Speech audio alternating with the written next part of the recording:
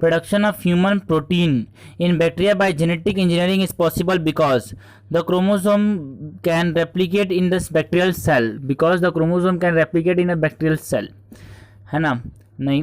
The mechanism of gene regulation is identical in human and bacteria. नहीं.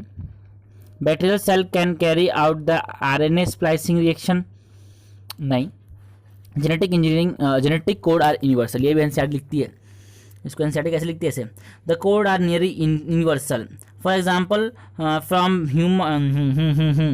Bacteria to human you code for phenylalanine, ठीक है ना? तो ये universal होता है. इसी की वजह से तो हमारे पास जो जीन है, हमारे पास जो कोडन है, वो उसके अंदर भी वही कोड करता है जो हमारे अंदर कोड करता है. ये सही कारण है. The amount of nutrient present in carbon, nitrogen, phosphorus, calcium etcetera present in the soil at any given time is refers to as. Nutrient की बात करें, न्यूट्रिएंट की बात करें तो स्टैंडिंग स्टेट हो जाएगा, और है ना. अगर ऑर्गेनिक पार्ट की बात करें तो स्टैंडिंग क्रॉप हो जाएगा, क्योंकि एनसीईआरटी ने दोनों को डेफिनेशन की बात की, दोनों की डेफिनेशन एनसीईआरटी ने बात किया. अगर न्यूट्रिएंट की बात करें तो ऐसे हम लोग समझते हैं. देखो यहाँ पे न्यूट्रिएंट की बात करें तो स्टैंडिंग स्टेट हो जाएगा, न्यूट्रिएंट की बात करें स्टैंडिंग स्टेट, और बायोमास की बात करें तो स्टैंडिंग क्रॉप. तो यहाँ पे न्यूट्रिएंट की बात किया, carbon, hydrogen, nitrogen, phosphorus, calcium, standing state हो जाएगा. लेकिन अगर ये बायोमास की बात करता, किसकी बात करता? बायोमास की बात करता, दैट इज लिविंग मैटर, ठीक है ना? बायोमास की बात करता तो ये क्रॉप हो जाएगा. लिविंग मैटर की, लिविंग की बात करें तो स्टैंडिंग क्रॉप, और नॉन लिविंग की बात करें, नॉन लिविंग की बात करें तो वो क्या हो जाएगा? Standing state. तो कैसे याद रखें? क्रॉप क्या होगा? जिंदा होगा, नाम से पता चल रहा है. क्रॉप क्या होगा? जिंदा होगा, तो नाम से पता चल रहा है. और स्टेट हो गया, स्टेट मतलब भाई अपना कोई राज्य है, वो कोई जिंदा होता है क्या? नहीं. तो क्या हो गया? वही न्यूट्रिएंट हो गया. ठीक है, तो सही है ये अपने पास. चलो next. What percentage of forest cover for the plain has been recommended by National Forest Policy? National Forest Policy 1988 कब आया था? 1988, ये भी इंपॉर्टेंट है. कब आया था? 1988 में नेशनल फॉरेस्ट पॉलिसी. देखो एनसीईआरटी लिखती है national forest policy that is 1988 में जो आया था in India recommended 33% forest cover किसमें? प्लेन में. 33% मतलब जिसको हम 1/3 भी लिख सकते हैं, है ना? 33% इसको 1/3 लिख सकते हैं. और ये कहाँ पे? प्लेन में. इतना परसेंट फॉरेस्ट होना चाहिए प्लेन में. और हमारे पास 67%, इसको 2/3 भी लिख सकते हैं. कितना लिख सकते हैं? 2/3. इतना परसेंट फॉरेस्ट होना चाहिए कहाँ पे? हिल्स में. कहाँ पे? हिल्स में. ठीक है, तो हमने एक बार सभी पूछा क्या है? Forest cover in the plain is 33% या फिर 1/3. ओके, अभी क्या पूछा? In India we find mango with different flavour, colour, fibre content and self life. The large variation is due to species diversity, नहीं जेनेटिक डाइवर्सिटी. कल भी question आया था, बताओ मैंगो के बारे में ही आया था ना. विच द फॉलोइंग, मैंगो बारे में नहीं मतलब इसी के बारे में आया था, है ना? Which the following statement is incorrect. तो यहाँ पे बोला in India about 5000 varieties of mangoes are found. नहीं, हमने देखा, फिर हमने क्या देखा कि हमारे पास कितनी वैरायटीज पाई जाती है? मैंगो की 1000 वैरायटीज पाई जाती है. कितनी वैरायटी पाई जाती है? मैंगो की 1000. तो हमारे पास क्वेश्चन वही आ रहा है, अलग तरीके से आ रहा है. क्वेश्चन वही आ रहा है, अलग तरीके से आ रहा है. और किसका एग्जाम्पल था? कल तो 1000 वैरायटीज की बात कर लिया. बता दीजिए भाई किसकी बात करें? ये जेनेटिक डाइवर्सिटी का एग्जाम्पल है. क्या है? मैंगो की बात करें, जेनेटिक डाइवर्सिटी हो गया. राइस की बात करें, जेनेटिक डाइवर्सिटी हो गया. राहुल से ओमिडेटर की बात करें तो जेनेटिक डाइवर्सिटी हो गया, है ना? तो 3 चीजें हैं जेनेटिक डाइवर्सिटी के अंदर में. एम्फीबियंस की बात किया तो वो स्पीसीज डाइवर्सिटी हो गया. नॉर्वे इंडिया की बात किया तो वो इकोलॉजिकल डाइवर्सिटी या फिर इकोसिस्टम डाइवर्सिटी हो गया. Okay, transgenic plant are the ones grow in artificial medium after hybridization in the field. नहीं, they are genetically modified plant, जिसमें हमने क्या कर दिया? अपने पास रिकॉम्बिनेंट प्लाज्मिड मिला के डाल दिया है उसके अंदर, ठीक है ना? रिकॉम्बिनेंट दबा कर जीन डाल दिया, अपना जीन डाल दिया है ना? अपना जीन नहीं, किसी का भी जीन डाल दिया, एक्सटर्नल जीन डाल दिया, है ना? Produce after protoplast fusion in artificial medium. गलत है. Produce by somatic embryo in artificial medium, ये भी गलत है. Generated by introducing foreign DNA into the cell and regenerating a plant from that. Yes, इसको बोलते हैं जेनेटिकली मॉडिफाइड प्लांट, ठीक है ना?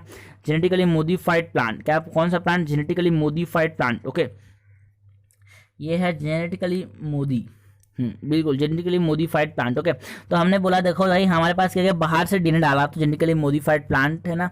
इसी को तो ट्रांसजेनिक प्लांट बोलेंगे, ट्रांसजेनिक, है ना? Okay, the raising of dough is due to rising of dough क्यों होता है? ये rising of dough in dosa and idli, है ना? डोसा एंड इडली में जो ड्राइजिंग होती है, जो कि पफ्ड अप अपीयरेंस होता है, वो क्यों होता है? CO2 गैस जो रिलीज होती है ना बैक्टीरिया के फर्मेंटेशन की वजह से, उसी की वजह से अपने पास क्या होता है? राइजिंग ऑफ डो होता है। चलो, an enzyme catalysing the removal of nucleotide from the end. देखो, अगर हमारे पास एक डीएनए है, अपने पास एक डीएनए का सेगमेंट है, डीएनए का सेगमेंट में अगर दूर से ये इंड से काट रहा है तो एक्सो, और बीच से काट रहा है तो एंडो।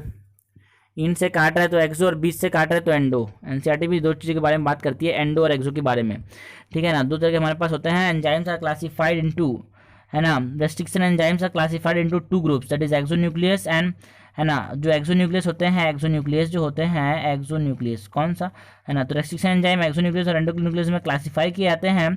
और अपने पास जो एक्सोन्यूक्लियस है वो भी देखो, एक्सोन्यूक्लियस क्या है? Exonuclease are nucleotide that remove, है ना, exonuclease remove nucleotide from the ends. ये इंड से निकालेंगे, इसको एक्सोन्यूक्लियस बोल देंगे, ठीक है। ओके, चलो, which one of the following is not a nitrogen fixing organism. इनमें से कौन सा नाइट्रोजन फिक्सेसिंग ऑर्गेनिज्म नहीं है? देखो, एनाबिना तो है, नॉस्टक भी है। एनाबिना और नॉस्टक जो है वो free living photosynthetic nitrogen fixation करते हैं। एनाबिना एंड नॉस्टक जो होते हैं, एनाबिना एंड नॉस्टक, जो एनाबिना एंड नॉस्टक होगा, they are free living nitrogen fixers, ठीक है ना, फ्री लिविंग अब फोटोसिंथेटिक, ठीक है। और लेकिन हम बात करें किसकी? एजिटोबैक्टर की। तो एजिटोबैक्टर जो होता है, एजिटोबैक्टर जो होता है वो क्या होता है? इट इज अ नाइट्रोजन फिक्सेसिंग, लेकिन जो भी कैसे नाइट्रोजन फिक्सेशन करेगा? वो फ्री लिविंग फॉर्म में नाइट्रोजन फिक्सेशन करेगा, नॉन फोटोसिंथेटिक फॉर्म में नाइट्रोजन फिक्सेशन करेगा, और एरोबिक फॉर्म में नाइट्रोजन फिक्सेशन करेगा एजिटोबैक्टर। लेकिन अपने पास आंसर नहीं है वो, क्योंकि नॉन फोटोसिंथेटिक, वो तो नाइट्रोजन फिक्सेशन तो कर ही रहा है ना, तीनों नाइट्रोजन फिक्सेशन कर रहा है, लेकिन Pseudomonas is not nitrogen fixing organism, it is a denitrifying organism. मतलब मैंने बोला जो सुडोमोनास एंड थायोबैसिलस जो होते हैं वो डीनाइट्रिफिकेशन करते हैं, ये इंपॉर्टेंट। डीनाइट्रिफिकेशन कौन करेगा? Pseudomonas and Thiobacillus. Pseudomonas and Thiobacillus जो होते हैं वो क्या करते हैं? डीनाइट्रिफिकेशन करते हैं। सुडोमोनास एंड थायोबैसिलस क्या करेंगे? डीनाइट्रिफिकेशन। मतलब ये जो नाइट्रोजन कंपाउंड है, नाइट्रोजन कंपाउंड जो है अपने पास, उसको एटमॉस्फेरिक नाइट्रोजन में कन्वर्ट कर देंगे। किसमें? एटमॉस्फेरिक नाइट्रोजन में कन्वर्ट कर देंगे। Denitrifying bacteria that is Thiobacillus and Pseudomonas. Totipotency refers to, totipotency किसे कहेंगे? टोटिपोटेंसी की बात करें, एनसीईआरटी ने बोला कि टोटिपोटेंसी के बारे में एनसीईआरटी बात करती। देखो, okay, this capacity to generate a whole plant from any cell और एक्स प्लांट, है ना, एनी सेल पार्ट जिसको हम एक्स प्लांट बोलते हैं, इसको कॉल्ड टोटिपोटेंसी। एनसीईआरटी ने बोला this capacity to generate whole plant, पूरा प्लांट बना लेते हैं हम, पूरा प्लांट बना लेते हैं एक प्लांट पार्ट से, फ्रॉम एनी प्लांट और एक्स प्लांट, ठीक है ना, ऑन एनी सेल और एक्स प्लांट इज, है ना, किसी भी सेल से अगर पूरा प्लांट बना रहे हैं, इसी कैपेसिटी को क्या कहेंगे? हम टोटिपोटेंसी बोलेंगे, ठीक है।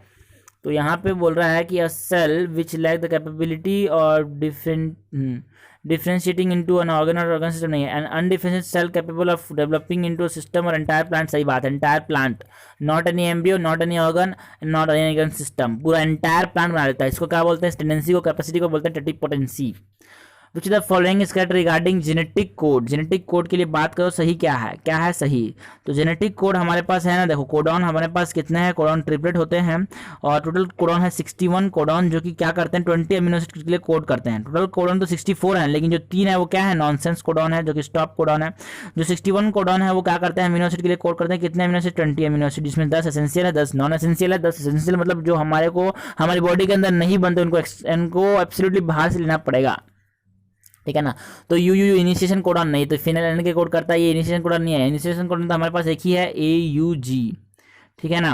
ओके, तो अपने पास ये वाला गलत हो गया, पहले वाला। There are 64 triplet codon and only 20 amino acid and, ठीक है ना, ये भी सही है अपने पास, यही सही है अपने पास। The 3 random nitrogen base specify the placement of 1 amino acid. नहीं, 3 रैंडम नहीं हो सकता, दे आर फिक्स्ड, है ना, दे आर फिक्स्ड, कोई रैंडम नहीं हो सकता ना। UAA is the nonsense codon which also code for मिलती नहीं। जो UAA होता है, जो टर्मिनेशन कोडॉन होते हैं, उनके लिए कोई भी एंटी कोडॉन नहीं होता, उनके लिए कोई सा भी प्रोटीन, उनके लिए कोई सा भी अमीनो एसिड नहीं आता, ठीक है। यहाँ पे लिखा हुआ है, सीधा सीधा एनसीईआरटी लिखती है, देखो क्या लिखती है? कुछ नहीं लिखती, चलो बाद में बात करेंगे क्या लिखती है, ठीक है। तो हमने बोला यहाँ पे क्या पूछा है? Which the following statement is true regarding sexual reproduction.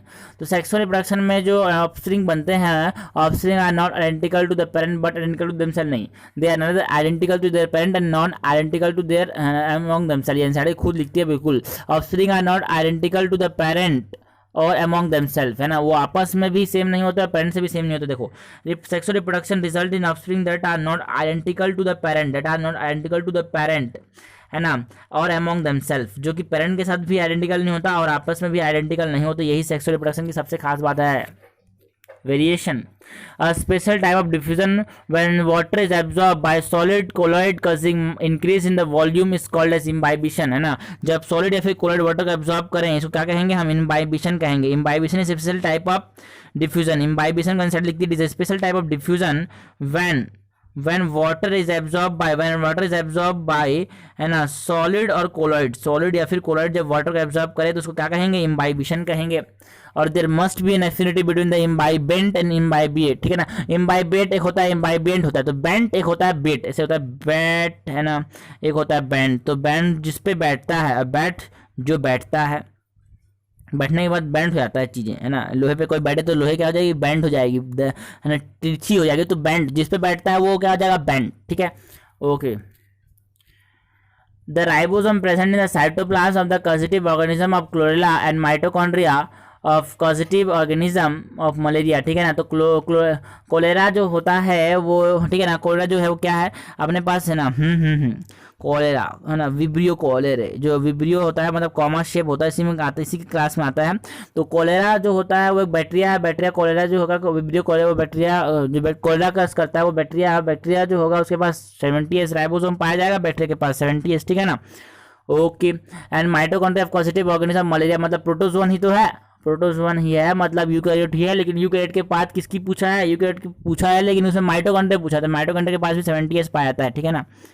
बड़ा सास भी कभी बहुत ही, माइटोकॉन्ड्रिया भी कभी बैक्टीरिया था, हाँ बिल्कुल, उसके पास उसी 70S राइबोसोम ही पाया जाएगा दोनों के पास, बिल्कुल सही। चलो, select the correct match S phase DNA replication. S में क्या होगा, सबको पता है, एस फेज में क्या होगा, सिंथेसिस फेज में क्या होगा, डीएनए का रेप्लिकेशन होगा। डीएनए का रेप्लिकेशन कब होगा, एस फेज में, ठीक है ना। Okay, in S phase, okay, in S phase, synthesis phase DNA synthesis हो जाएगा एस फेज में। एस फेज में क्या होगा, एस फेज में क्या हो जाएगा, डीएनए का सिंथेसिस हो जाएगा और डीएनए का रेप्लिकेशन हो जाएगा। तो वो ए का सही है, तो पहला तो सही हो जाएगा अपने पास, पहला तो सही हो जाएगा। और जाइगोटिन में सिनेप्सिस होगा, जीसस जाइगोटिन को तो क्या बोलता हूँ मैं, सिनेप्टोटिन बोलता हूँ, जाइगोटिन को क्या बोलता हूँ, सिनेप्टोटिन। देखो इसमें इंपॉर्टेंट भी है, एस फेज में ही क्या होता है, देखो सेंट्रियोल का भी रेप्लिकेशन होता है, एस फेज में सेंट्रियोल का और डीएनए का दोनों का रेप्लिकेशन होता है, सेंट्रियोल का भी और डीएनए का दोनों का रेप्लिकेशन कहाँ होगा, एस फेज में होगा। तो हमको बोला है जाइगोटिन में सिनेप्सिस होगा क्या, बिल्कुल होगा, सिनेप्टोटिन भी बोलता हूँ, जाइगोटिन क्या बोलता हूँ, सिनेप्टोटिन भी बोलता हूँ, जहाँ पे क्या होगा, सिनेप्सिस होगा, मतलब सिनेप्टोमर कॉम्प्लेक्स का फॉर्मेशन हो जाएगा, कहाँ पे, जाइगोटिन में। इसी से दूसरा नाम दे दिया मैंने, जाइगोटिन को नाम मैंने नहीं दिया, किसी और ने भी दिया है, सिनेप्टोटिन भी बोलते हैं जाइगोटिन को, यहाँ पे सिनेप्टोमर कॉम्प्लेक्स का फॉर्मेशन होता है, सिनेप्सिस होता है। तो बी का भी सही है, बी का भी सही है। और डिप्लोइडिन में क्रॉसिंग ओवर नहीं होता, पैकाइडिन में होता है, गलत हो गया। Meiosis, both diploid and haploid cell, नहीं मियोसिस सिर्फ डिप्लॉइड सेल में देखने को मिलता है, गलत हो गया ये। Gave to phase question state नहीं, जी नॉट फेस को क्वेश्चन स्टेट बोलते हैं, तीनों गलत हो गए। ए और बी इज करेक्ट, तो करेक्ट पूछा हमने को, ए और बी करेक्ट है, ए और बी करेक्ट है, ठीक है। Okay, the residual left after methane production from cattle dung is, ठीक है, जो रेसिडुअल है बिल्कुल हमारे पास एनसीईआरटी ने भी लिखा है, इसको थोड़ा अलग तरीके से लिखा है। देखो अपने पास क्या है, ये रहा, the biomass plant, the biomass, ठीक है ना, plant has outlet which is connected to a pipe to supply biogas in nearby house, ठीक है।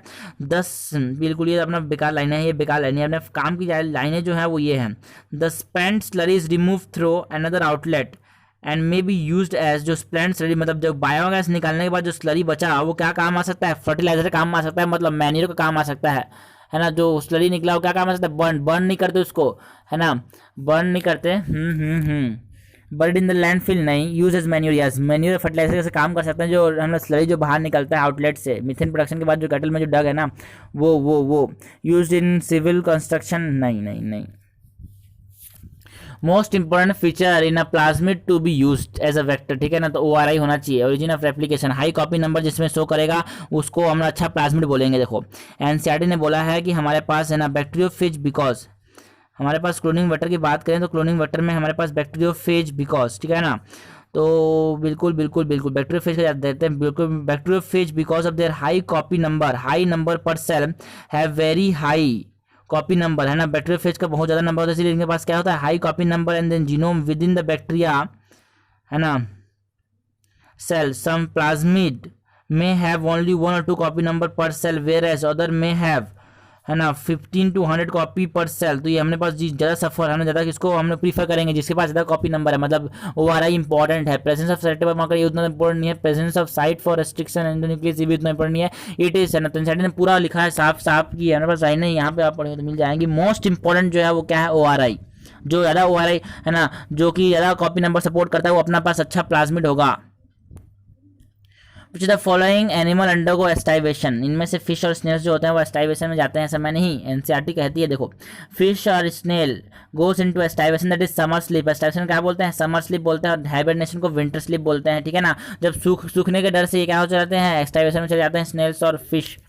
Okay, how much of solar energy that fall on the leaf of the plant is converted to the chemical energy by photosynthesis। ठीक है, अपने पास 100% निकला, उसको हमने बोला 100% light आई, तो उसको हमने क्या बोला, ISR, that is incident solar radiation. Total जो आई हमने बोला उसका 50% जो होता है वो PAR होता है, इसका 50% PAR होता है, छोड़ो, है ना। तो NCERT ने क्या लिखा, 50% क्या होता है ISR का PAR, इसका 50% कर दूंगा तो क्या हो जाएगा, PAR मतलब फोटोसिंथेटिक एक्टिव रेडिएशन, मतलब इसके 50% में फोटोसिंथेसिस हो सकता है, इसके 50% में फोटोसिंथेसिस हो सकता है। अब इस 50% में भी हमारे पास इस PAR का कितना परसेंट एक्चुअल फोटोसिंथेसिस में इस्तेमाल होता है, 2 से 10%। NCERT ऐसे लिखती है, इस PAR का 2 से 10% किसमें फोटोसिंथेसिस में इन्वॉल्व होता है। लेकिन अगर हमने बात की जो फोटोसिंथेसिस में इन्वॉल्व हो ISR का कितना परसेंट है, वो कितना आएगा, 1 to 5% तक इसका ISR का। तो सबसे लोएस्ट वाला वैल्यू हमेशा माना जाता है, लोएस्ट वाला कम से कम कितना माना जाता है ना, ज़्यादा से नहीं माना जाता, कम से कम वैल्यू को मानी जाती है, ठीक है ना, बिल्कुल कम से कम वैल्यू को मानी जाती है। तो हमारे पास कम से कम कितना 1% तो यूज़ होता है किसका, ISR का, और मैक्सिमम 5% ISR का। अगर PAR का पूछा तो 2 से 10% बोले, लेकिन हमको क्या पूछा है, ISR का, टोटल इंसिडेंट एनर्जी और total solar radiation.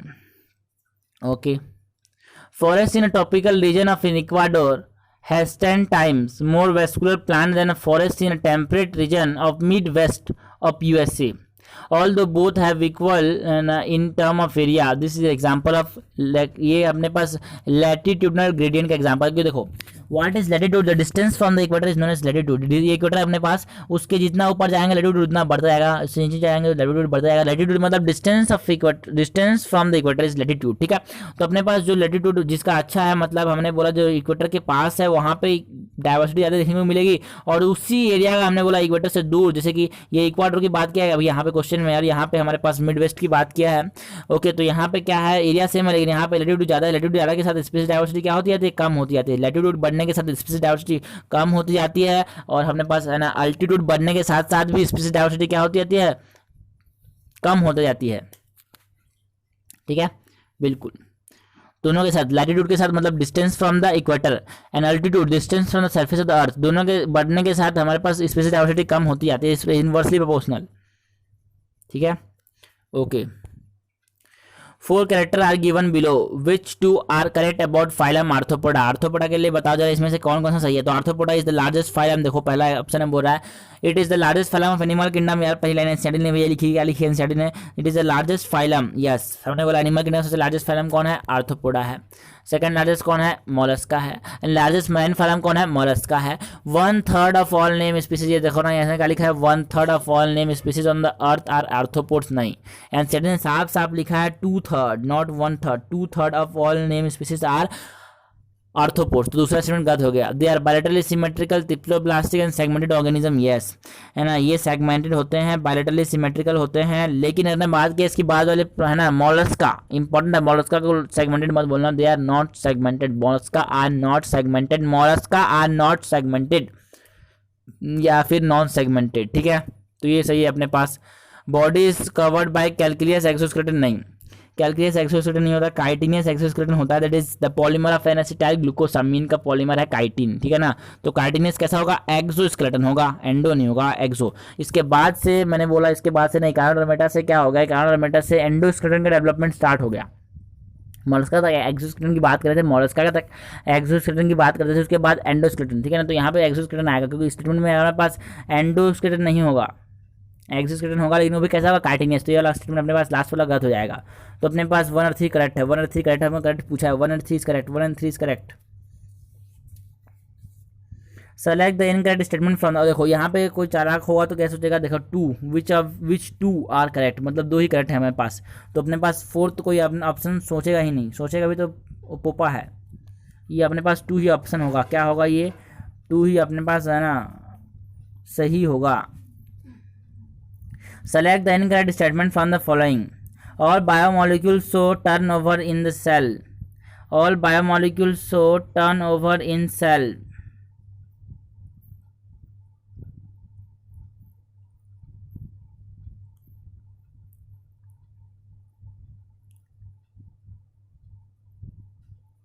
All biomolecules show turnover in cell. All biomolecules show turnover in cell. सही बात है। इनकरेक्ट पूछा है अपने को, इनकरेक्ट पूछा है, ये सही बात है अपने पास। All biomolecules show turnover in the cell, सही बात है। There is no catalysed reaction in living system. देखा, sorry, there is no uncatalysed reaction. देखा, गलती हो जाती है पढ़ने में, ठीक है, नहीं होनी चाहिए। There is no uncatalysed reaction in the living system, ये भी सही है, क्योंकि कोई वैसी रिएक्शन नहीं जो कि अनकैटलाइज हो, सारे को कैटलाइज करना पड़ता है। भाई धीरे धीरे चला तो इंसान मर जाएगा। Metabolic pathway are either linear और सर्कुलर, सही बात है। Living state is an equilibrium state to perform work. Living state is a equilibrium state to perform work. No no no, living state NCERT लिखती है it is a state of non equilibrium. Living state is a state of non equilibrium. Living state is a state of non equilibrium. Living state is a state of non equilibrium, ठीक है ना। Living state एक non equilibrium का set होती है, जिसको हम क्या करते हैं, नॉन इक्विलिब्रियम को बनाए रखते हैं। जैसे ही हम इक्विलिब्रियम में पहुंचेंगे, इंसान मर जाएगा, मर गया, ठीक है। Given structure below, okay, the given structure belong to the organism of the phylum. ये स्ट्रक्चर किसका बिलोंग करता है यार? इट बिलोंग्स टू, ये रहा, ये हो गया निडेरिया। निडेरिया मतलब सिलेंटेटा, निडेरिया मतलब सिलेंटेटा से बिलोंग करता है। ये कौन है? ये अपने पास है निडोसिस्ट, ओके। निमेटोसिस्ट का एग्जाम, ये निमेटोसिस्ट का ये स्ट्रक्चर दिया हुआ, ये निडेरिया में देखने को मिलता है। स्टिंगिंग कैप्सूल है ना। एनकरेज डिफेंस और फूड कैप्सूलिंग में काम आता है ये, ओके। किस चीज़ में काम आता है ये? Encourage defence and capturing of food. Encourage मतलब कैप ना, अटैच करने में, अटैचमेंट में, डिफेंस में और कैप्चरिंग ऑफ प्रे में काम आता है। 3 चीज़ों में काम आता है ये। Choose the incorrect statement from the following. इसमें से गलत बताना है अपने को। Protein are made of polypeptide, सही बात है। एसिड इनसॉल्युबल पूल मतलब ऊपर वाला, ठीक है ना, जहाँ पे हमारे पास एसिड इनसॉल्युबल मतलब ऊपर वाला मैक्रोमोलिक्यूल पाए जाते हैं, तो ये भी सही है अपने पास, ये भी सही है अपने पास। Amino acid are ionisable, yes, ड्यूटेराइन के फॉर्म में पाए जाते हैं। और प्रोटीन्स आर एंजाइम्स, नहीं। Almost all enzymes are protein, ऐसा एनसीईआरटी लिखती है ऑलमोस्ट, क्योंकि पहले लिखती थी ऑल, आप लिखती है almost all enzymes are protein because some are ribozymes, जैसे 23S RRNA, 23S RRNA जो होता है वो राइबोजाइम से काम करता है। किसमें? मैंने बोला प्रोकैरियोट्स में, हमारे अंदर 28S RRNA, ठीक है ना। ये अपने पास यूकैरियोट्स में किसके जैसा काम करता है? राइबोजाइम जैसा। When nucleic acid acting as a enzyme. तो 4th is correct, sorry incorrect अपना करेक्ट आंसर है, ठीक है, okay. In electrocardiograph PQ interval represent atrial depolarisation, ventricular depolarisation, conduction time through atria, AV node and rest of conducting tissue.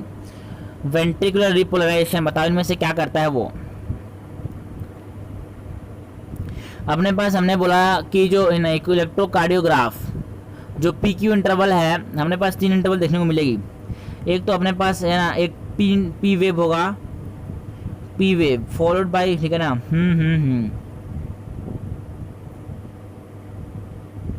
ठीक है ना। P wave marks the beginning of ECG, denotes the conduction by ऐसे ना sinoatrial node. P wave जो है किसको बता रहा है? P वेव बता रहा है कंडक्शन बाय साइनोएट्रियल नोड। जो P वेव है वो कंडक्शन बता रहा है साइनोएट्रियल नोड से। और PQ इंटरवल जो है कि हमारे पास क्या होगा? ECG देखो, प्रॉब्लम इसलिए आई क्योंकि एनसीईआरटी थोड़ा सा बाहर गया, यहाँ पे हमारे पास प्रॉब्लम इसलिए आई क्योंकि हमारे पास ये P है, ये Q है, ये R है, ये S है, ये T है, लेकिन हमको QRS नहीं पूछा। हमको क्या पूछा है?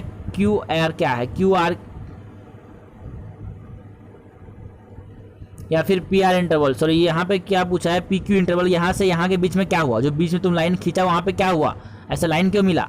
तो ये पूछा हमसे। तो यहाँ पे कंडक्शन टाइम है सर, किसके? ये conduction time through atria, atria से कंडक्शन का टाइम है ये। AV node and rest of the tissue. इसके बाद क्या होगा? कंट्रैक्शन होगा। तो ये कंडक्शन टाइम है जो बीच में हमने बनाया था। बीच में हमने बोला कि देखो यहाँ से हमारे पास जो PQRS है, ठीक है ना, ये P है, ये Q है, ये PQ RST। तो ये P और Q के बीच में से लाइन क्यों मिला? ये बीच में रेस्टिंग प्लेस है। यहाँ पे क्या होता है, यहाँ पे रेस्टिंग प्लेस नहीं है, यहाँ पे बीच में क्या होता है, कंडक्शन टाइम है। ये बीच में कंडक्शन टाइम है, किससे? AV नोड से कंडक्ट करना है, फिर बंडल ऑफ फिश से, और है ना जो हमारे पास पुरकिंजे फाइबर से कंडक्ट करने में जो टाइम लगा वही ये बीच में जो इंटरवल है वो यही है।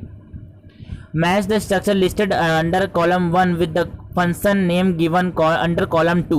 Choose the answer which gives the correct combination of the alphabet of the two column। ठीक है, तो लैरिंग्स की बात करें, लैरिंग्स को बच्चा जानता है। लैरिंग्स क्या है? फूड पाइप है रे पोपा। नहीं सर, ये हमारे पास वाइस बॉक्स है सर, ये वाइस बॉक्स है। It is a cartilaginous box, याद रखना ये कार्टिलेजिनस बॉक्स है सर, ये कार्टिलेजिनस बॉक्स है। Okay, it is a cartilaginous box which is known as sound box. हमें लैरिंग्स क्या है? कार्टिलेजिनस है, मस्कुलर बॉक्स नहीं है, कार्टिलेजिनस बॉक्स है, बोनी बॉक्स नहीं है, कार्टिलेजिनस बॉक्स है। ठीक है ना, और ये साउंड बॉक्स भी कहते हैं इसको, क्या कहते हैं? साउंड बॉक्स भी बोलते हैं, या फिर वॉइस बॉक्स भी बोलते हैं। तो एक आर किस में है? एक आर सब में है।